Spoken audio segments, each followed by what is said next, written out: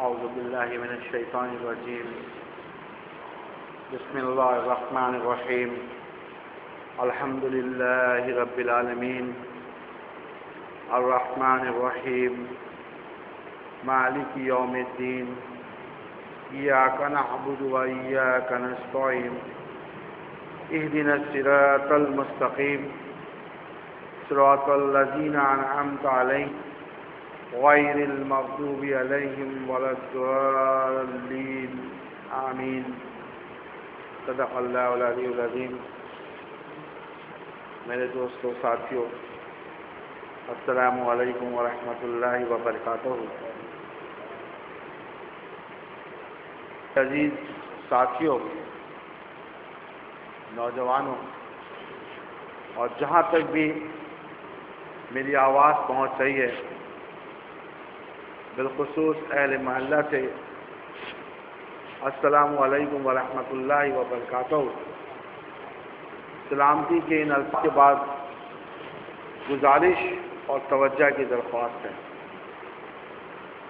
چونکہ یہ جو جمعے کا خطبہ ہوتا ہے، یہ خطبہ جمعہ محض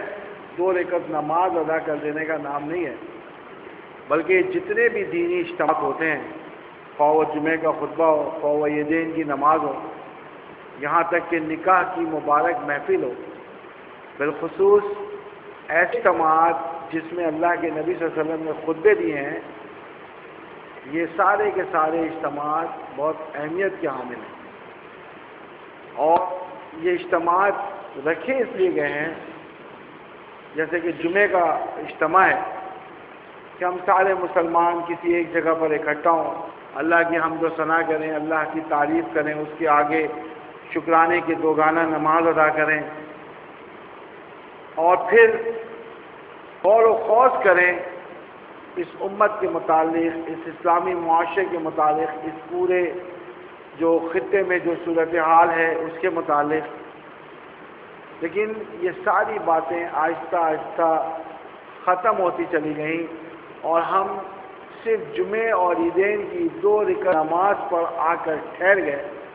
میرے دوستوں اور ساتھیوں، اسی اصلاح کی ضرورت ہے، اور اسی کو جو ہے، یہی اصلاح جو ہے وہ ازل سے چلی آ رہی ہے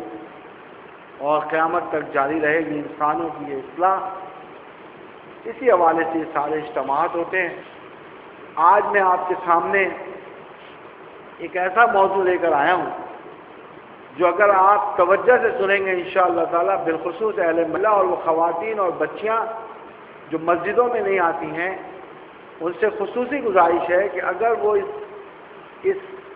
موضوع کو توجہ دیں گے تو ان کی انشاءاللہ تعالی زبردست اصلاح بھی ہوگی،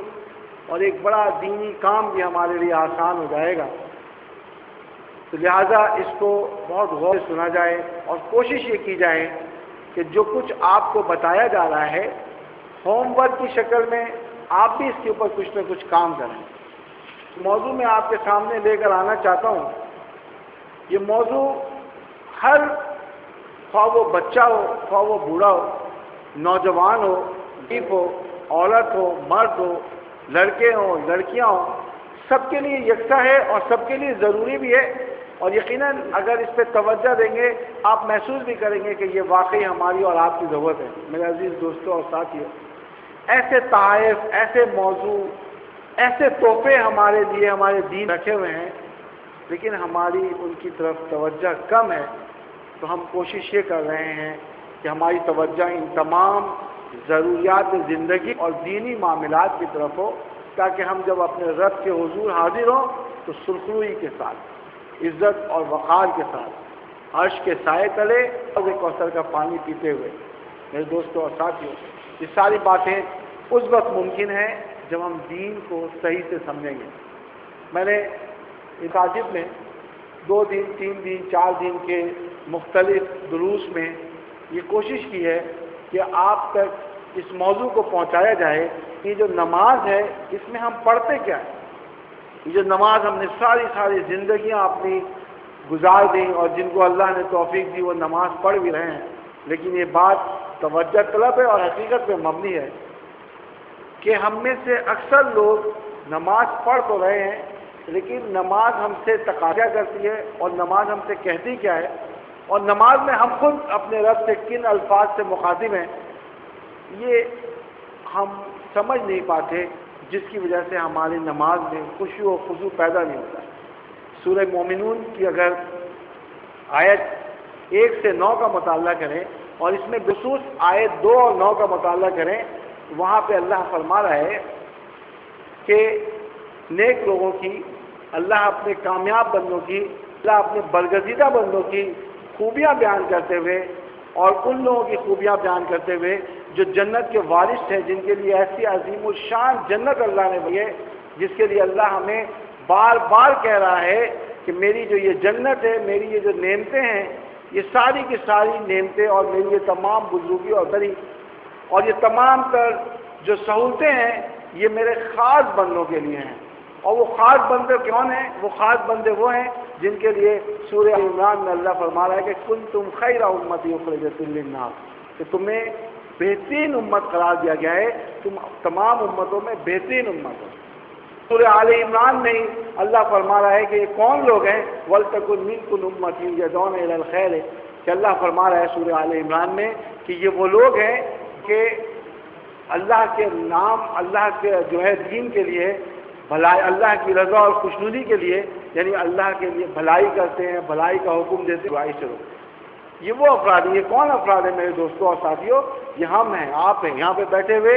اس بالخصوص اس ملک میں بسنے والے، چونکہ یہاں پہ 99% لوگ مسلمان ہیں، یہاں سے کوئی بھی ہو سکتا ہے اللہ کا یہ خاص اور مقرب بندہ، جس کے لیے اللہ کہہ رہا ہے کہ یہ ہمارے جنتوں کے وارث ہیں، سورہ مومنون میں اور سورہ معارج میں اللہ کہہ رہا ہے کہ یہ ہماری جنتوں کے، ہماری نعمتوں کے وارث ہیں۔ ہمیں کوئی زمین کا 2 گز کا ٹکڑا بھی اگر کوئی ایک کھیتی باڑی کے لیے چھوٹا سا ایک ٹکڑا 4 پودے لگانے کے لیے بھی دے دے تو ہم سوچتے ہیں کہ جی فلاں نے مجھے یہ جو ہے وہ 40 گز کا اور 60 گز کا پلاٹ دے دیا۔ میرا رب چیخ چیخ کر قرآن میں کہہ رہا ہے کہ تم میری جنتوں کے وارث ہو، میں نے تو تمہارے لیے جنت بنائی ہے، اس کے حقدار تم ہو۔ ان جنتوں کے وارث لوگوں کو اللہ مخاطب کر کے کہہ رہا ہے، ان کی کئی خوبیاں بتائیں، لیکن چونکہ آج ہمارا موضوع نماز ہے لہذا آپ کو یہ اشارہ دوں گا کہ اس میں اللہ فرما رہا ہے کہ یہ وہ لوگ ہیں جو نماز میں خشوع کرتے ہیں۔ مومنون کی آیت 2 اور مومنون کی آیت 9، جس میں اللہ کہہ رہا ہے کہ یہ وہ لوگ ہیں جو اپنی نماز کی حفاظت کرتے ہیں۔ اسی طریقے سے جیسے ہی ہم سورہ بقرہ شروع کرتے ہیں تو اللہ فرما رہا ہے ذالک الکتاب لا ریب فیہ ھدی للمتقین، اللہ فرما رہا ہے کہ یہ وہ کتاب ہے جو ہدایت ہے، جس میں ہدایت ہے متقی لوگوں کے لیے، پرہیزگار لوگوں کے لیے۔ وہ کون تقی اور پرہیزگار لوگ ہیں؟ اللہ فرما رہا ہے جو لوگ ایمان لائے اور جنہوں نے نماز کو قائم کیا، یہ وہ متقی اور پرہیزگار لوگ ہیں جو ایمان لائے اور جنہوں نے نماز کو قائم کیا۔ اور اسی سورہ بقرہ میں اللہ آگے جا کے فرما رہا ہے کہ یہ لوگ وہ لوگ ہیں جو کہ نماز یعنی مشکلات میں، پریشانی میں نماز اور صبر سے مدد لیتے۔ اللہ تعالیٰ کہتا ہے کہ یہ وہ لوگ ہیں جو نماز سے اور صبر سے مدد لیتے ہیں۔ جب ان کے پاس کوئی مشکل آتی ہے، جب ان کسی پریشانی میں گرتے ہیں تو ادھر ادھر مارے نہیں پھرتے، اپنے رب کو پکارتے ہیں شعور کے ساتھ اور دل جمعی کے ساتھ، اور پھر نماز سے اور صبر سے مدد لیتے ہیں۔ اور پھر اللہ فرماتا ہے سورہ بقرہ میں بھی کہ اگر ان کو اقتدار دے دیا جائے، ان کو حکومت دے دی جائے، ان کو حکمرانی دے دی جائے تو یہ نماز کے نظام کو قائم کرتے ہیں، نماز کو قائم کرتے ہیں۔ یہ کون لوگ ہیں؟ یہ وہی لوگ ہیں جن کے لیے آل عمران کا میں نے حوالہ دیا کہ اللہ نے فرمایا کہ یہ امت خیر ہیں، اور امت خیر ہمیں اور آپ کو قرار دیا، جس کو کہا گیا کہ تم تمام امتوں میں بہترین امت ہو۔ یہ ہماری اور آپ کی ذمہ داری ہے، اور یہ نماز ہمارا جو ہے یہ اولین فرض ہے دین میں، ایک جو ہے ستون کی اہمیت ہے۔ یہ جو نماز ہم اور آپ پڑھتے ہیں، اس نماز میں ہم پڑھتے کیا ہیں؟ اس نماز میں ہم اپنے رب سے کہتے کیا ہیں؟ اس نماز میں جو ہم تسبیح پڑھتے ہیں، جو حمد و ثنا پڑھتے ہیں، جو طعوس پڑھتے ہیں، جو فاتحہ پڑھتے ہیں اور پھر جو قرات کرتے ہیں، ان میں ہم اپنے رب سے کن الفاظ سے مخاطب ہوتے ہیں؟ اور جب ہم اپنے رب سے مخاطب ہوتے ہیں تو ایک تو یہ کہ اس کے معنی اور مطلب کیا ہے، اور دوسرا یہ ہے کہ ان کی ادائیگی ہمارے دلوں سے، ہماری زبانوں سے ان اعتماد کے ساتھ ہونی چاہیے۔ کیسے ہم پورے یقین اور بھروسے سے یہ بات کہیں کہ نماز میں جو کچھ ہم کہہ رہے ہیں میرا رب اس کو سن رہا ہے؟ یہ وہ اعتماد، یہ وہ یقین۔ جب آپ طعوس پڑھ رہے ہو، جب آپ بسم اللہ پڑھ رہے ہو، جب آپ قرآن کی کوئی آیت قرات کر رہے ہو، تو آپ کو پورا اعتماد ہونا چاہیے کہ آپ اپنے رب مخاطب ہیں، آپ اپنے رب کے سامنے کھڑے ہیں، آپ اس کو دیکھیں نہ دیکھیں لیکن وہ آپ کو ضرور دیکھ رہے ہیں۔ اور یہ واقعی ہم جب نماز کی حالت میں آتے ہیں واقعی ایسا ہوتا ہے، یہ چونکہ روٹین بات ہے لہٰذا ہم اس کو محسوس نہیں کرتے، لیکن ابھی ذرا سا ہم آپ کی توجہ ادھر مبذول کرائیں گے، دیکھیں گے کہ نماز کو ہم کیسے پڑھتے ہیں اور کس طریقے ہم اپنے رب کے حضور حاضر ہوتے ہیں اور کیا کچھ اس سے کہتے ہیں۔ انشاءاللہ تعالیٰ کوشش لازمی ہے، پورا نماز تو آج نہیں سمیٹی جا سکتی، کوشش رہے گی کہ انشاءاللہ ایک دو خطبے میں یہ بات، اور یہ جیسے میں نے بتایا کہ مساجد میں تو مختلف موضوعات پہ موقع پر یہ موضوع آ چکا ہے، لیکن چونکہ ہم یہ چاہتے ہیں کہ زیادہ سے زیادہ لوگ اس موضوع جو ہے مستفید ہوں، لہٰذا آج ہم اس کو جمعے میں لے کر آئے ہیں اور اللہ سے دعا کریں گے کہ اللہ ہمارے وقت میں برکت ڈال دے، اور جو بات میں نہ جانے کئی درسوں میں کہنا چاہ رہا ہوں اس کو اتنا جو ہے وہ وزن اور اتنا اثر انداز کر دے کہ میں بس ایک دو پروگرام میں آپ تک یہ بات اس انداز کے ساتھ پہنچا سکوں جیسا کہ اس کا حق ہے کہ یہ ہمارے اور آپ دلوں کو اتر سکے۔ اور اسی لیے اپنے رب سے دعا ہے کہ رب اشرح لی صدری ویسر لی امری واحلل عقدۃ من لسانی یفقهوا قولی، کہ بارے اللہ میرے الفاظ، میری جو زبان ہے اس میں وزن ڈال دے، میرے الفاظ میں وزن ڈال دے، میری باتوں کو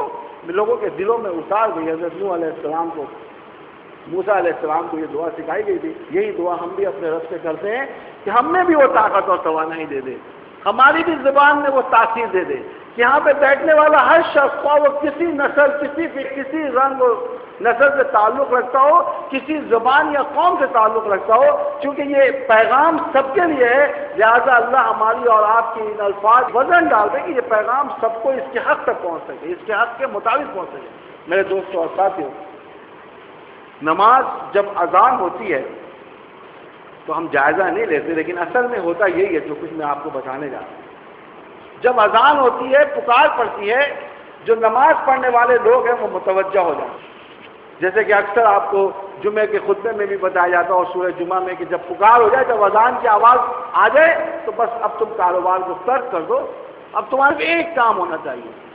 کہ بس تم اللہ کے جو ہے نا رکوع اور سجود کے لیے دوڑو، اور تمہاری نظر میں کوئی اور بات نہیں ہونی چاہیے۔ اور واقعی عمل کرنے والے لاکھوں روپے کے لاکھوں کی آمدنی اور کاروبار کو چھوڑ کر، یہ حقیقت ہے، میری ان آنکھوں نے دیکھا ہے کہ حقیقتاً وہ اپنے سارے کاروبار کو بند کے اور قرآن کی اس آیت کے مطابق اذان کی آواز سے ہی اٹھ جاتے ہیں اور اپنے کاروبار کو ترک کر دیتے ہیں، خواہ ان کا لاکھوں کا نقصان ہے۔